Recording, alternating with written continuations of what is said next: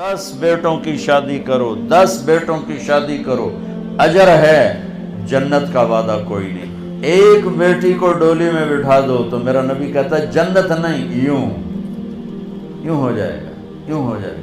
ये जिंदगी कौन सिखाएगा? मेरा नबी सिखाएगा, मेरे नबी सिखाएं। हमारे तो पूरे मुल्क में बेटियों के लिए विरासत में कोई हिस्सा नहीं, सब कुछ भाई खा जाते हैं। और हमारे ज़मींदारों में बड़ा जुल्म है, नौकरानियों से जेली अंगूठे लगवा के ज़मीन पे कब्जा। और वो बहनें भी इतनी सब्र वाली हैं, वो चुप करके सह जाती हैं, एक लफ्ज़ नहीं बोलती। कभी कभी कहीं कोई आवाज़ सुनने को मिलती है कि कोई केस वाली है, वरना वो बेचारी सब्र से कड़वा घूंट पी के चली जाती हैं। मेरे नबी ने बेटियों की विरासत रखी, मेरे रब ने बेटियों की विरासत रखी। और विरासत ना देना बेटी को, बहन को, ये इतनी बड़ी चोरी है जितना किसी घर में जाके चोरी करना। मैंने जिन उस्ताद मोहतरम से कुरान पढ़ा, तफसीर पढ़ी, मैं उनके पास शहद की बोतल लेकर गया। वो 10 रुपए की शहद की बोतल आती थी, लेकिन मेरे तो 10 पैसे भी नहीं लगे थे। अपना जो मेरे आमों का बाग था उससे उतरवा के ले गए। कहा उस्ताद जी आपके लिए शहद लाया हूँ। कहाँ से लाए हो? मैंने कहा जी मेरे अपने बाग का है। मेरे वालिदैन जिंदा थे उस वक्त। मैंने कहा जी मेरे अपने बाग का है। अब मेरे उस्ताद का सवाल सुनना। फरमाने लगे तेरे बाप ने अपनी बहनों को ज़मीन में से हिस्सा दिया था, यानी जो मेरे दादा की ज़मीन बनती है उसमें मेरे बाप और बहनें, और मेरे बाप और उनकी बहनें, ये मेरी फूफियाँ, अगर मेरे बाप ने ज़मीन में से हिस्सा दिया है तो ये बोतल का शहद हलाल है, और अगर नहीं दिया है तो ये हराम है, मैं नहीं लूँगा। ये था सवाल का मंशा। ये शरीयत बेटियों को ये हक देती है, बहनों को ये हक देती है।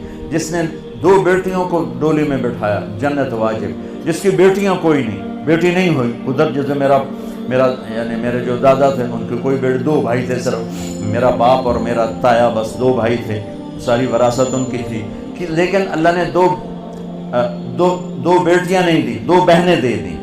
उसने अपनी बहनों को बेटियों की तरह पाला और शादी की और डोली में बिठाया, और जो बाप की तरफ से हक बनता है उनके घर पहुंचाया। तो मेरा नबी ने फरमाया कि जन्नत में दाखिल हो गया, वो जन्नत में दाखिल हो गया। लिहाजा अपनी शादी में माँ बाप की राय को शामिल करना, माँ बाप की राय को शामिल करना, माँ बाप की राय को शामिल। माँ बाप से कहता हूँ मुसल्लत ना करो, मुसल्लत ना करो, क्योंकि ये बच्चे और बच्ची का ख्याल है। कबूल किया, बाप नहीं कहता, माँ नहीं कहती, कबूल किया बच्चा कहता है और बच्ची कहती है। तो ये अल्लाह ने शरीयत का हक बच्चे और बच्ची को दिया। ये वालिदैन से कहता हूँ, आपसे कहता हूँ माँ बाप की राय और माँ बाप की छाँव के तले ये फैसले करो। और माँ बाप से कहता हूँ कि मुसल्लत ना करो। कबूल किया, ये लड़की कहती है, कबूल, लड़का कहता है कबूल किया, ना कहो तो निकाह नहीं। तो कबूल करना तो अल्लाह ने बच्चे का हक रखा है, बच्ची का हक रखा है। तो माँ बाप के सामने हाथ जोड़ता हूँ कि मुसल्लत ना करो, मुसल्लत ना करो। ये मेरे नबी की तालीम है। वो मेरे भाइयों, नबियों के बाद अगर कोई जोड़ा है तो वो अली और फातिमा है, वो अली और फातिमा है। और मेरे नबी ने कहा, क्या मैंने कहा था कि अल्लाह ने कहा यहाँ बेटी दो, मैंने दी। अल्लाह ने कहा यहाँ शादी करो, मैंने शादी की। आसमान से जिब्रील पैगाम ला चुके हैं कि फातिमा अली के लिए तय है, और अली रिश्ते का पैगाम लेकर आते हैं, या रसूल अल्लाह मैं फातिमा के लिए आया हूँ।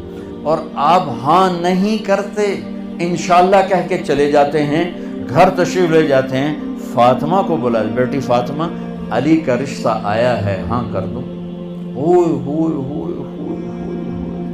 ओ मेरे अजीज़, अल्लाह का फजल है। ये हमारी आज की बच्चियां भी, ये भी बेचारी चुप करके सर झुका के बैठ जाती हैं, बहुत कम फरियाद करती हैं।